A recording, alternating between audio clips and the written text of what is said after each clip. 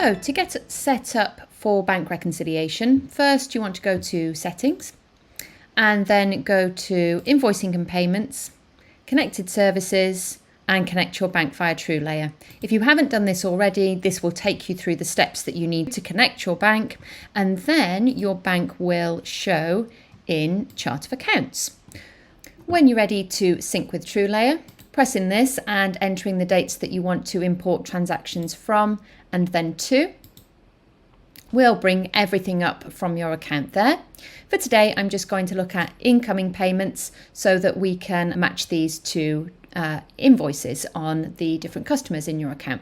This first one we're going to have a look at. We've got payment type, go for customer payment, and then I've chosen this one because I've got 2 John Smiths in the account. This is why we heavily suggest that you ask your customers to put their customer reference number as the reference on their payment, because then there would only be one match that it could be on the whole account. Otherwise, it's going to look at part of the name or part of the address, something like that, to try and match up. In this case, I can see 2 John Smiths. I think I know that it's this one, but if you want to check, if you're on a PC or a Mac and you've got this view where you can see 2 things side by side, you can go to Customers.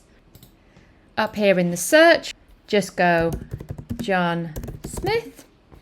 And you can see both of them there. You can open them if you want to and then collapse them back. So go to this one. That one's a prospect, so it's definitely not going to be that one that's sending us money.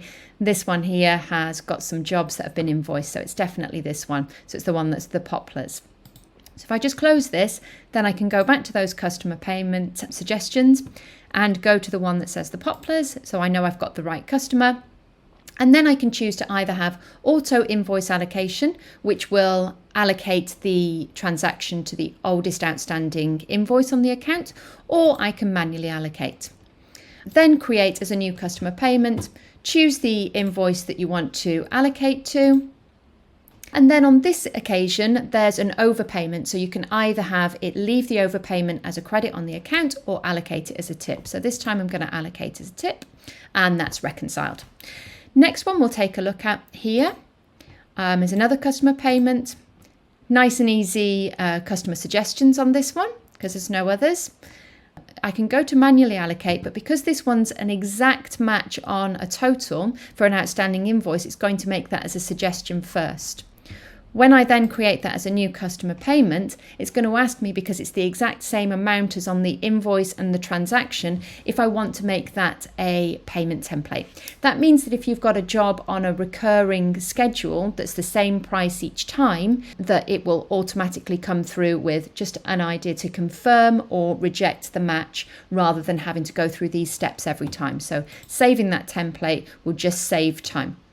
There's another one from Jane Doe there that's a different amount, so we'll just ignore that for now. And we'll take a look at this one, which is exactly as I just described, where you've already set up a payment template for this customer for a recurring job that has that amount each time.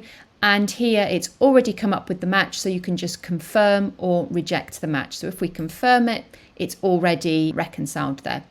When you've got lots to confirm, when you've done this over a period of time, say for about a month, and then you're coming back round to the repeat jobs, you can always press this button here as well, which is Run Match on All. So any that have been provided with a match, you can just match in one press onto that button there.